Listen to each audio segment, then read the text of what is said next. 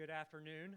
My name is Billy Brown. I work for the Kansas Department of Agriculture, and I want to sincerely welcome you to this virtual farm tour that we have for you today here at World Dairy Expo. Kansas is excited about the dairy industry. We're one of the fastest growing dairy states in terms of cow numbers and milk production. We're adding dairy farms every year. We're adding milk processing every year with a new Dairy Farmers of America milk powder processing plant in western Kansas. And we have the highest ratio of dairy heifers to cows in the nation. And that's a result of a lot of upper Midwest folks bringing their heifers to Kansas to be raised. Dairies create great economic generation for our rural communities. They bring great families to our communities and our state, and they're a great addition to what we do so well in animal agriculture. And part of why we wanted to sponsor the Boersma family and Forget-Me-Not Farms today was because they truly emanate everything that we think the dairy industry stands for, and they do such an excellent job in not only promoting the industry that they represent. They're innovative in what they do on their own operations and are true leaders for the dairy industry. We thought that you truly would enjoy learning about their operation and getting to see what a real Kansas dairy farm looks like. So with that, I'll let them do introductions of themselves and a little bit of their background as we get started today, but please help me welcome Ted and Nancy Boersma.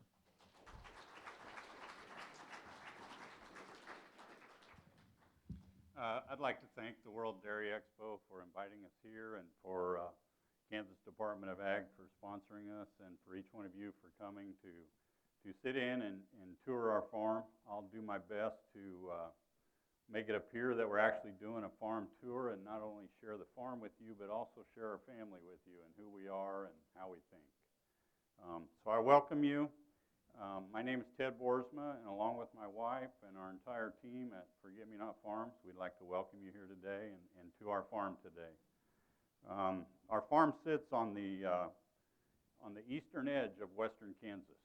So, and that may sound a little strange, but there's a pretty definite line to Kansas between the east and the west, and we're nearly as far east as you can go and still be considered west. So that's where we sit. In the lower corner, you'll see kind of a fun-looking cow and a Bible verse, and that's kind of who we are. We like to have fun, and we also believe that we have truly been blessed. That Bible verse, if you looked it up, would talk about how God told the people of Israel when their crops were in their barns and their barns were full and their cattle had increased and their houses were built, to be careful that they didn't forget where it all came from. And so that's kind of how we stress and structure our family and our farm, to be careful and to realize that we truly have been blessed. A lot of people work hard and just like we have, but not all of them have been blessed and have arrived at the same point that we have. I hope by the end of this presentation, there's three words I hope you kind of stick with you. And those three words are faith, family, and fun. We like to have fun. We believe in our faith. We truly enjoy our family, but even at work, we like to have fun. Now, we are a very large family farm, mostly because we have a very large family.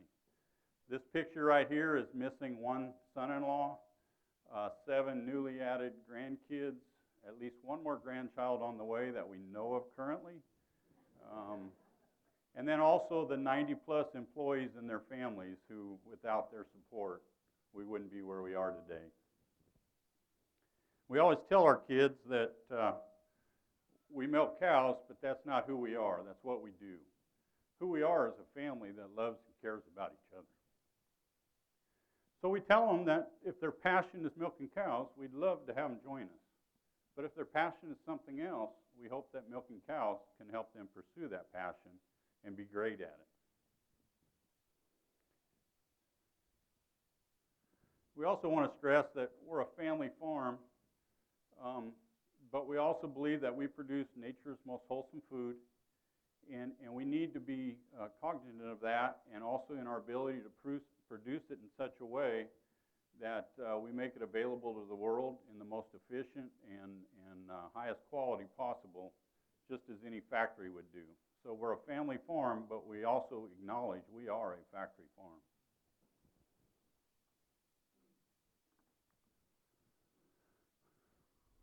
This is our mission, but on our cards we have a simple little statement that says, caring for cows, providing for families, feeding the world. So we teach our guys and we stress to our guys that every cow, treat them as if it's the only cow we have. Don't pass up a cow and say, oh, he'll never know it's gone.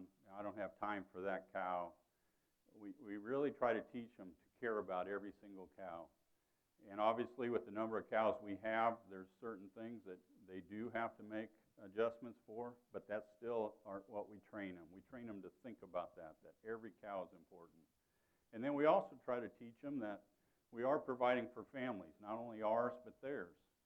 And so if they see somebody that has not yet finished their task for the day, to understand that that person also has a family they would like to get home to, that so they can make the effort to go help, even if it's not on their job description, that they can go help that person finish their task so they're able to get home to their family and spend more time with their family as well.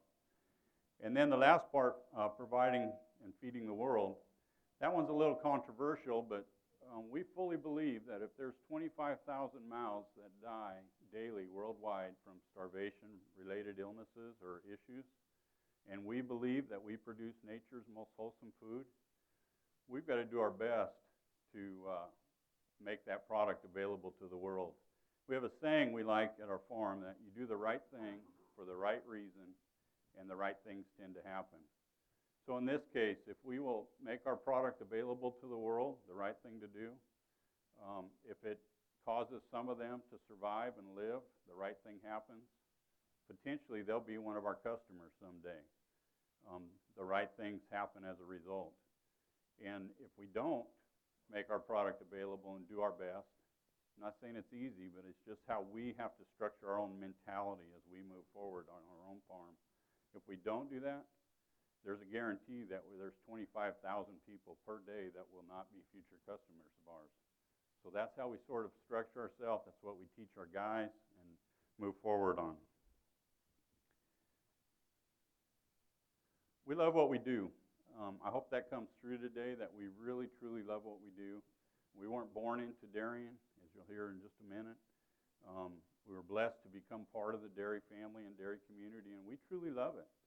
And so we're so grateful that we get to do and what we do. And what we get to do is care for God's creatures and His creation. And we take both those very serious. So our history. In the mid-'70s, my dad was involved in floor covering, and I'd grown up in floor covering. And he had a partnership with an uncle, and the uncle wanted out. So my dad asked me if I wanted to buy out my uncle and become his partner on a floor covering business. And I kind of looked around and said, I don't see a whole lot of old floor covering guys out there. If we're going to partner, would you consider partnering milking cows? So that started us on a journey that took us 7 years, took us through Oregon, where we were living at the time, Washington, California, Idaho, Texas, and ultimately landed us in New Mexico, south of Albuquerque. That first farm, we were hardly leveraged. The bank had a first, the government had a second, the owner carried a third, and the realtor left his commission in on it for a 3-year payback so the other 3 would agree to the terms. That factor greatly shaped how we dairied then and currently dairy today. We had a guy tell us early on, an old timer, that a cow was good for X amount of milk in her lifetime. And you could push her really hard and get it out relatively quickly, or you could take it really easy on her and maybe she'd give you a couple extra heifer calves down the road. Another fella shared with us that, that herd's not doing the best. They weren't really high-producing girls, that first herd we had. He said, why don't you sell 2 of those and buy back 1 good one? That was really good advice. We'd only have to feed 1 mouth. The only problem was we had several bankers lined up that wanted 8 legs out there and not 4 legs. So we had to continue on with the 8 legs we had and learn how to make do. Another piece of advice we got early on was that if you're not moving forward, you're moving backward. And so that kind of also shaped how we operate.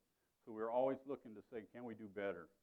Can we progress? Can we grow? So it was never a chasing of a dollar, and we always tell people that come into our farm, don't ever chase the dollar, and that's not why we're at the stage we're at today. But chase your passion. If you have a passion and you love what you do, the reward is dollars, obviously, because that's the measuring stick in our society. But that's not what drives you. What drives you is your passion. And so even today, as I look at family involvement, I think, how do I not rob them of the thrill of the chase? That's really what it was all about, the thrill of the chase. Every time we made a move, it was just somebody said, you can't do that. That'll never happen. That won't work. And so my personality says, let's go for it. Let's make it happen. So we started in '84 with 140 cows south of Albuquerque. We were blessed and we grew and we moved partly because we sat against the highway and with the river on the other side of us, and we thought sooner or later somebody was going to drive down that highway and say, on their way to Santa Fe, politically wise, and say, that's the reason we got pollution issues in this state, that farm sitting right there. So we started looking around. We ended up moving to the eastern side of the state, relocating to Clovis, New Mexico, where we built a farm. At that time, it was designed to milk 1,400 cows. In fact, it was always designed to milk 1,400 cows. That was more cows than we could ever dream of milking in our lifetime. But at one point, while we were in the process of building this second farm in Clovis, we actually ran it up to 2,800 cows before we depopulated and filled up the second farm. That's one of the things that has helped us and made us successful, is our ability to push a parlor. We're not real good at pushing cows, but we view two things when we measure things. We view cow production, and then we view our farm as a cow. And so we look to see how much milk are we getting from individual cows, and how much milk are we getting from that cow, our farm. And sometimes we sacrifice per cow milk to get more milk from the farm itself. And it's worked for us. I'm not saying, that's one thing unique about dairying is everybody does it different. And sometimes it works, sometimes it doesn't. So we added that second farm, and then when shortly thereafter is when California real estate really started to peak, and a lot of those Californians wanted to come out to eastern New Mexico and West Texas.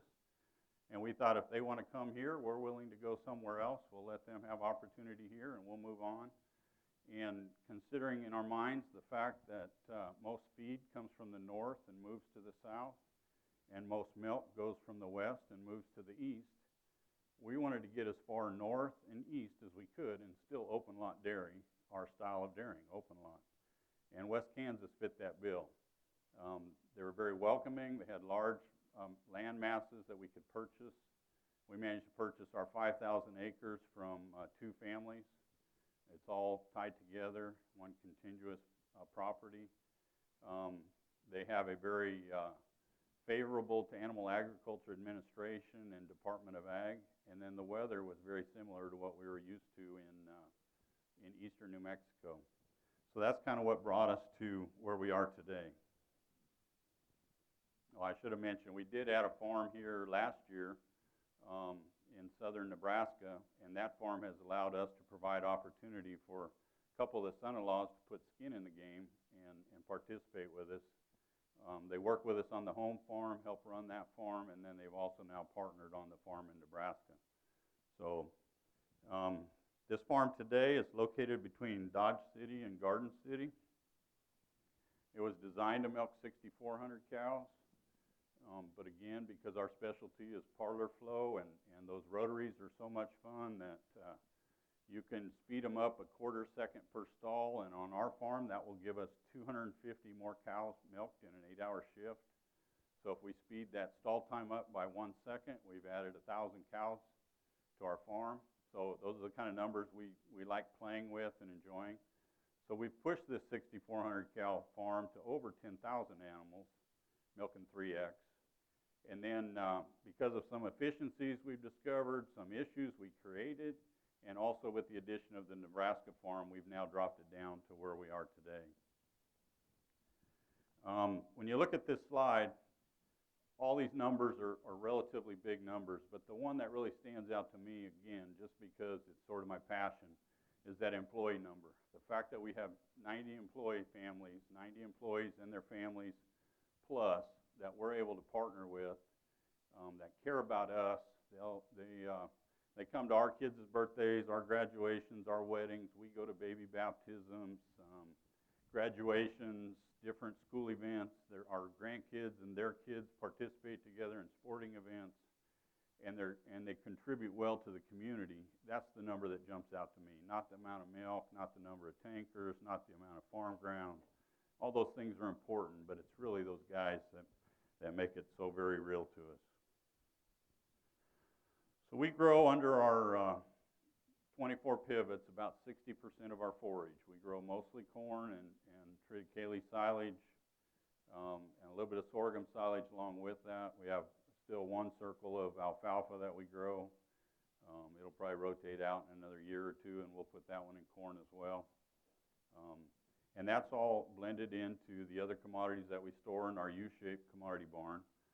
Most of what we blend in is, we buy all those. We buy dried DDG, cottonseed, canola, corn gluten, soy hulls, and also hominy. And then we feed that in two tub mixers. Each pen gets fed 4 times a day.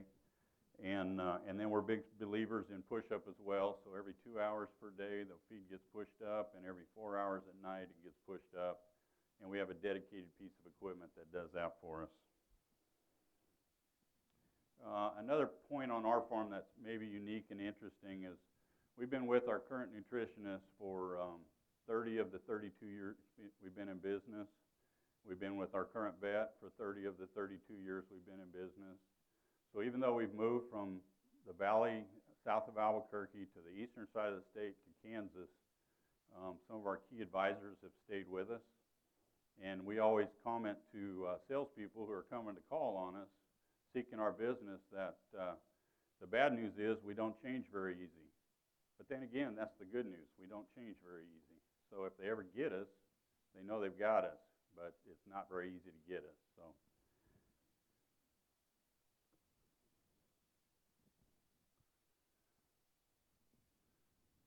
Western Kansas is low humidity and windy conditions helps to contribute to our open lot dairying. Along with the 3 guys that we have that are really dedicated to taking care of our pens and making sure they stay in cow comfort condition, and that helps our cows to produce quality milk. Our team understands the tie-in between the pen condition and the parlor, and that was really driven home to me when I went into my barn one day to congratulate them on where they were holding our somatic sale, and I talked to both barn managers at 2 different times, and they each turned and gave the credit to the outside guys. They each commented like, well, those outside guys are doing such a great job on the pens that our job's easy right now. So that made me kind of proud that they understood the concept that it's a team, that we are a team out there.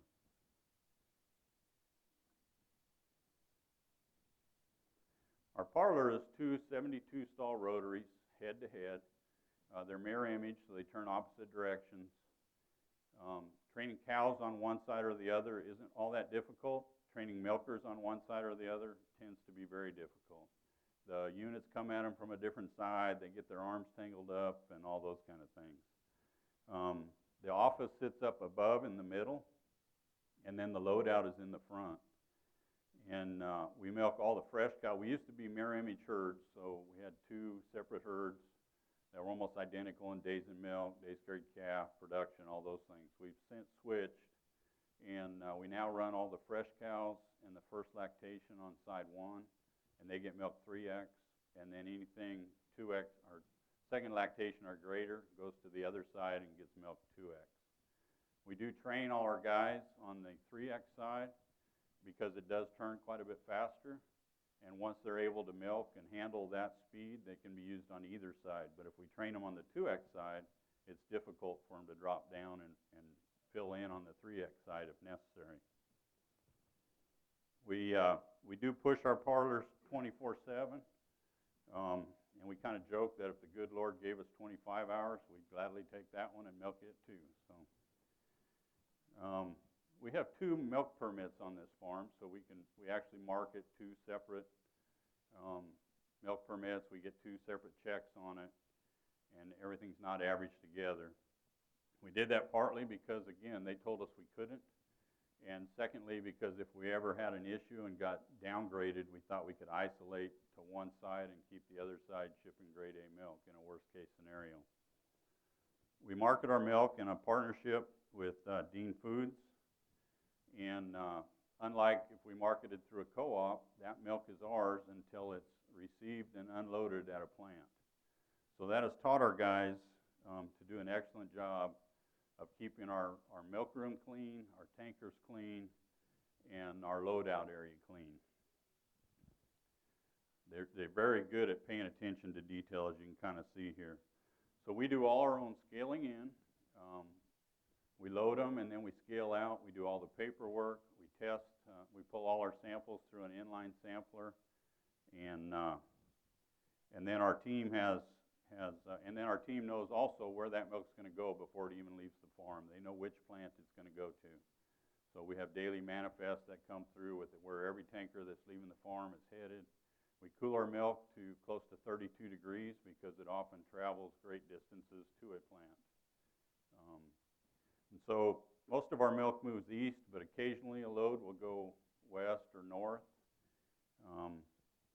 And marketing independently, we've also learned just how important pennies are and how critical every step in the flow is from the cow to the shelf. And if there's anything wasted, it never doesn't cost you something, because no matter whose fault it is, somewhere there's only so much in that pie, and somewhere that fault is going to trickle down to you, and you are going to pay for it one way or another. And that's one of the things we've learned through the fact it hits us pretty direct, because if we screw up and a load gets rejected somewhere, we pay the haul to get it somewhere else where it'll be accepted. If there's any testing involved, we got to pay for the testing. We do all those things. So we're not anti-co-op in any way, but we do enjoy being independent and standing and forcing ourselves to stand on our own two legs. We've also developed a cow-side lab. We have a technician who's trained to detect basically any bug we may be dealing with, all the way through, including the myco. This allows them to react very quickly and causes us to, we use both a treat, no treat, and then also we respond very quickly to any strange things we may have or see through our plating. We also run on each tanker a daily somatic cell. So every tanker that leaves the farm, we know the somatic cell of that tanker before it leaves the farm. And these loads are all colored on a daily chart, green, yellow, and red. And this has probably been the most critical thing in changing the culture and the quality of our milk. The guys really don't think about, they're actually a green starts with a 1, a yellow starts with a 2, and a red starts with a 3. But I don't think the guys even think about the number. All they simply think about is, do I have greens on that chart, or do I have yellow, or do I have reds? And the charts are broke up into both side 1 and side 2, so it kind of creates a friendly competition between the two sides. So currently we're running, I think, on side 1, the young and fresh side, less than 100,000, and on side 2, the older cows, I think I looked this morning, it was 170 or something on our chart. So these charts also include the number of cows milking for the day, what the production was for the day, how many cows are in the mastitis hospital, how many are in the fresh hospital, and also how many are waiting to beef. So we have a designated beef pen, and we isolate cows to them and make sure all our withdrawal times are met before any of those animals leave the farm. It's kind of been an example of the Hawthorne effect. And if you look up Hawthorne effect, it's an interesting statement, but if it's a study that was done in a factory, and they found out that their goal was just to change the lighting in the factory and see if that would help with production. But because they changed the lighting, they paid more attention to that particular building and production line. And they figured out later through their study that it had nothing to do with lighting. It had to do with the fact they paid more attention, and the people knew they were paying more attention. That productivity went way up on that side of their factory. The accessibility and the accountability of both our lab and our chart has greatly changed our culture on our farm.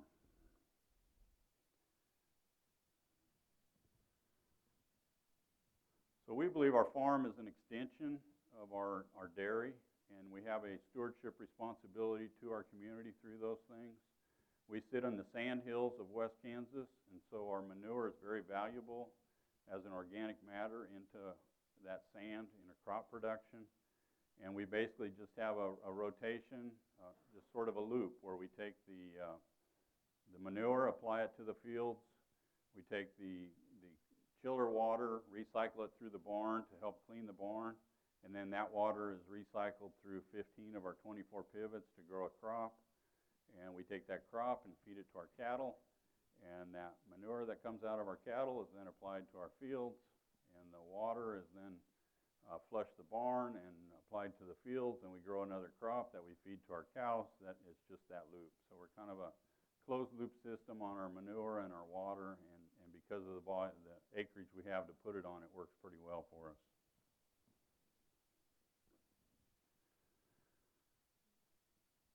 When visitors walk into our office, and any of you who've been up there can justify this or verify this for me, but usually there's little kids running around, and you'll probably have to watch out where you step or you'll trip over a toy. And so we're very blessed to have family involved with us, but more importantly, we're blessed to have highly qualified family involved with us.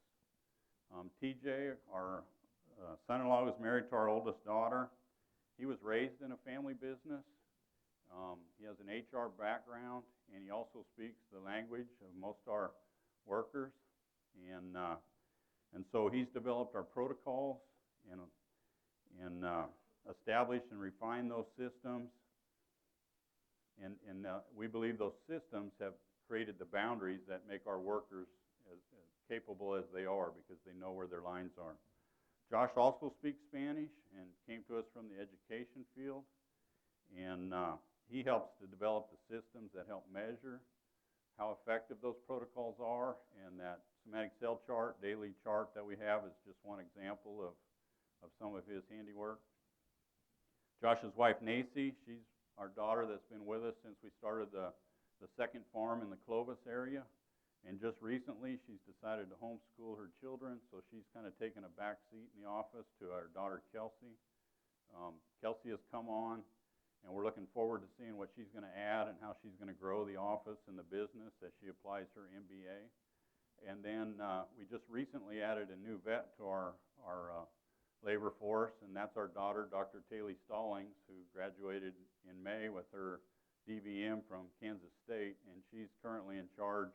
She just had a baby, but besides that, she's currently in charge of our drug protocol compliance and effectiveness.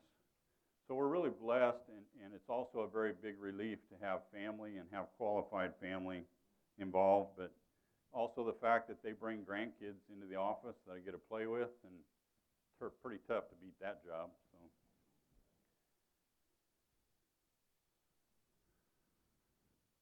Employees are kind of my passion. I just love the guys we get to work with. And it just, whenever we lose one, it just breaks my heart. But we believe that without good quality employees, we wouldn't be where we are today. We also believe that these gals and guys just don't show up. We've got to create the right atmosphere for them to want to come to. We also believe that they'll never be the best they can be unless we give them that opportunity and unless they want to contribute on our farm.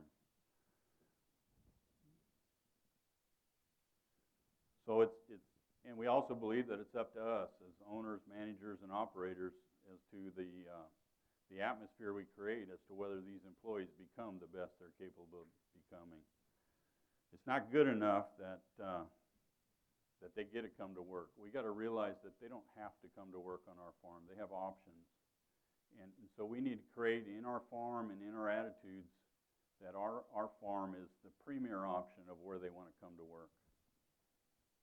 It kind of goes back to that old adage, they don't care what you know unless they know you care, and we really think about that.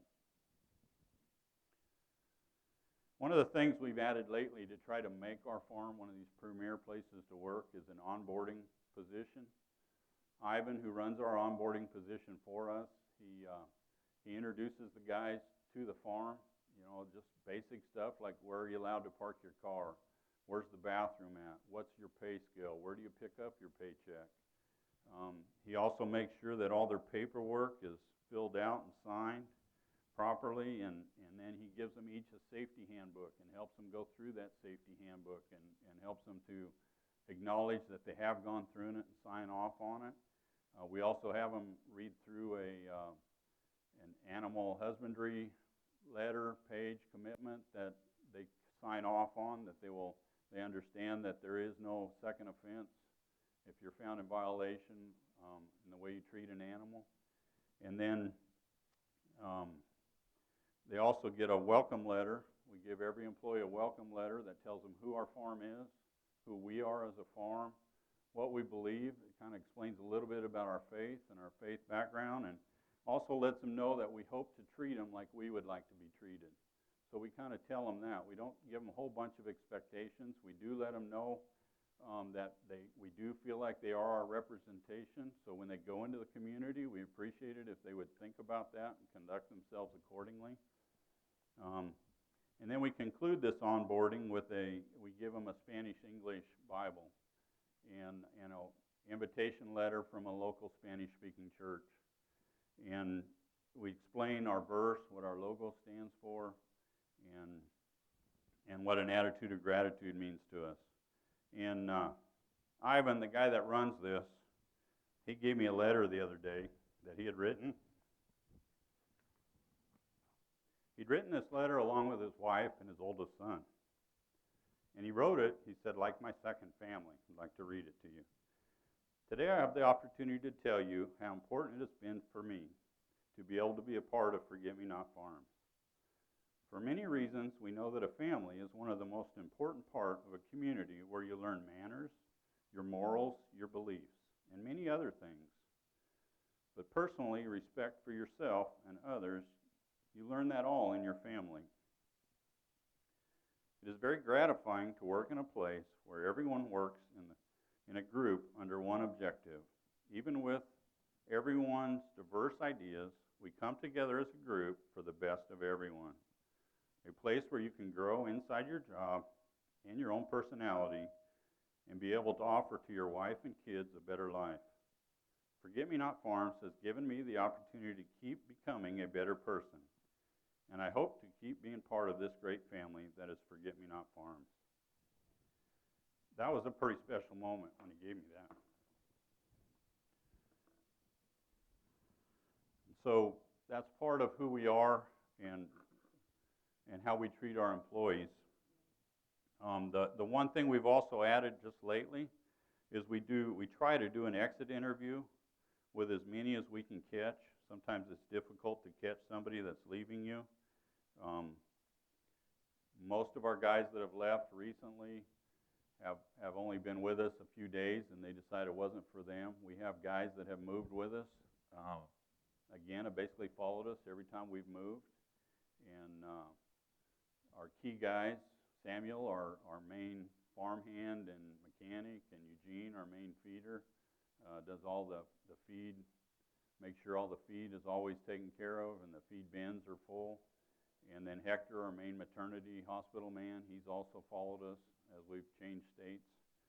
And it's very important for us. We want to know, why did somebody leave us if possible, and can we improve ourselves?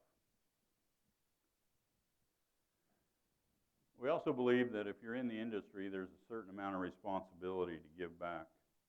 And we believe that that serves a twofold purpose. The first purpose is it stretches us as individuals. It helps us to grow as an individual when we force ourselves to be involved with others, sometimes who have different viewpoints than we do. And it teaches us to compromise and get along and grow in the industry. It also serves the industry. We're each involved because somebody has to, as many of you that are involved understand. And not everyone has the time or is willing to give the time.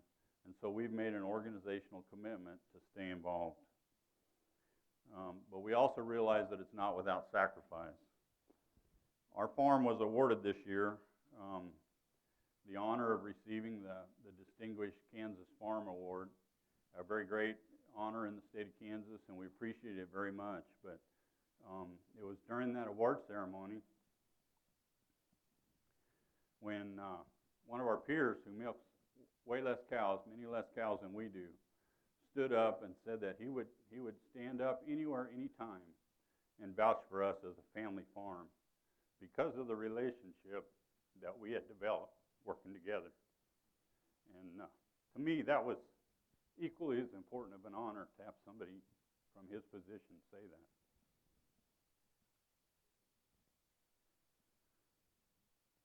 Promotion is very important to us. We host very many tours each year. We have a web page that has a virtual tour that provides coloring pages for teachers, those kind of things.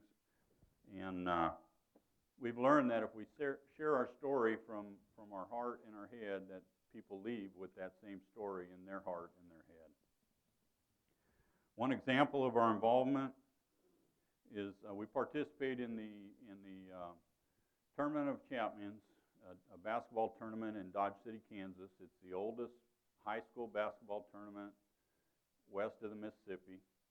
And we do that along with Southwest Dairy Farmers, and we provide chocolate milk to all the participants, to the players, the dance teams, the cheerleaders, and the referees and athletic directors and anybody else who's thirsty for a thing of chocolate milk. We have a banner that runs across their scoreboard that basically says who we are, talks about refueling with chocolate milk, and so we pay for that, but we don't pay for the cable TV time because the cable TV camera just happens to shine directly on their scoreboard through the entire process, showing our banner through their entire broadcast. But one of the things that, again, it goes back to that principle of do the right thing for the right reason. And because we do this, the athletic department at Dodge City has started a Refuel with Milk program. And the parents of the athletes purchase through this program over 300 units of chocolate milk per month. And their athletic trainer, who serves on the Kansas High School Athletic Association board, has pushed to have chocolate milk labeled the official drink of the Kansas High School Association. And he's done that because of the fact that there's so many issues with some of these other drinks or other additives that have caused injuries or difficulties in some high school players, so he's pushed for that. So again, you do the right thing for the right reason. You're not pushing for that response, but sometimes the right things happen. We're going to kind of close with 3 short videos that were made by Southwest Dairy Farmers. We were able to participate with them, and I could have showed these from the start, and it would have told everything I just said in 90 seconds, so I hope you enjoy them. My family was in dairy way back. We started as a family operation, and it's so neat to see the kids want to still be in it. It's a gigantic family business because we have a gigantic family. It is a way of life. I love it. I love getting to work with my dad. I love getting to work with my husband. We are extremely proud of the fact that we're family owned and family operated. And you get to see the baby cows. Yes. You like the baby cows?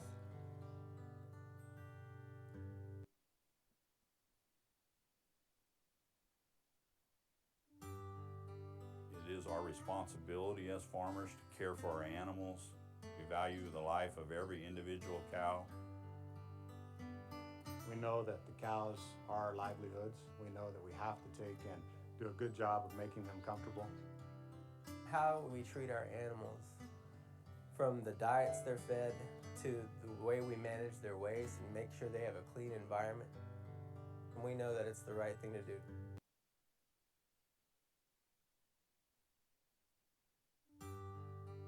It is our responsibility as farmers to care for our environment. We believe in the green idea of recycling. You know, we're really proud of the fact that we are good stewards. We are good stewards of the land. We're good stewards of the water. We're good stewards of the resources around us. We pride ourselves on that. So we thank you all for being here, and again to Kansas Department of Ag and Audrey for putting this together for us, and then we just open it up to any questions you might have.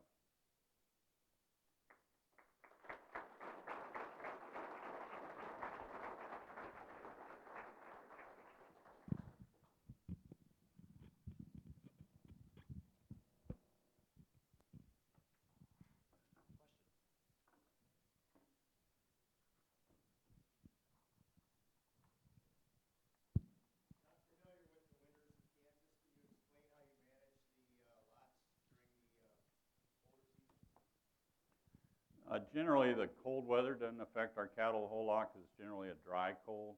But we do usually have straw on hand that if we know a storm is coming in, we'll bed in advance. We do that by having the manure haulers come in with their trucks so they can hit it hard and fast. The other thing we do then is we have a storm protocol because we have been hit by blizzards. We've been hit by enough snow in a short time with the wind blowing that our feed mangers filled up with snow from the top of the bunk line to the top of the bunk line. I mean, literally this deep, clear across 25 feet. And so our storm protocol now is our guys know to start putting bales out in the pens if it starts snowing and one of these blizzards is coming in. Our outside guys know that, hey, your daily tasks, you don't worry about them. All you do is every hour on the hour, you go walk through every pen and make sure that those cattle are moving so they're not just grouping and suffocating themselves in a corner. Just keep them turning constantly. We don't worry about trying to push every single cow out of the pen in the middle of a blizzard. We get what we can, milk them, send them back, and just try to survive and live another day type attitude.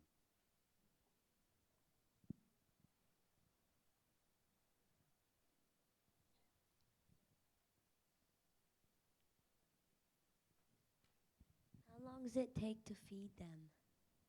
Our guys will start at 4 in the morning with 2 trucks running, 2 trailer mounts. And, you know, it's interesting because on a normal day, they run till about 7 o'clock at night, but on Sundays, they're done by 3 in the afternoon. So I'm not sure how that works. But.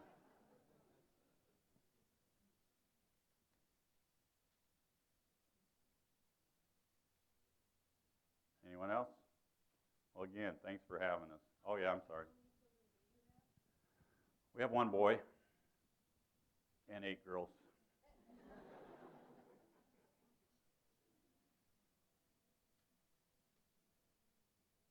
So currently we have 2 of the son-in-laws, 3 of the daughters involved currently, I guess you'd say.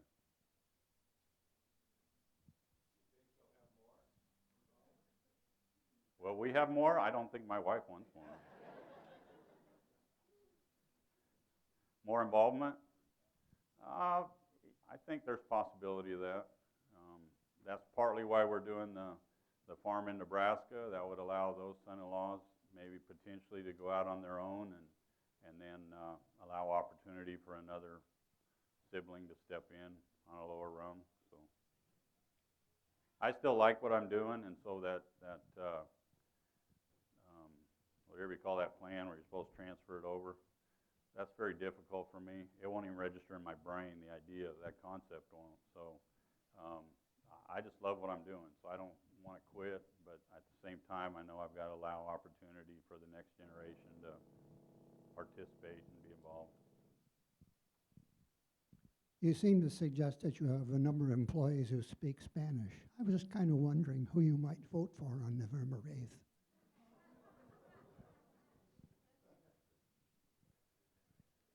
I don't know. I'll ask my guys who they think I should vote for.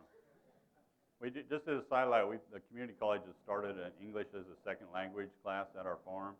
They wanted to have one in town, but nobody showed up except for one of our guys. And he said, I bet if you'll have it at the farm, I can get you a crowd. And so they agreed, and we have 14. Myself or one of my daughters tries to sit in on with them, and that's been a blast to have them try to speak Spanish to you and try to teach you Spanish while you're trying to teach them English, and then listen to them formulate a sentence in English but in the Spanish vernacular and try to correct them on that. And it's been a tremendous team building effort on our part and just a really joy to be involved in.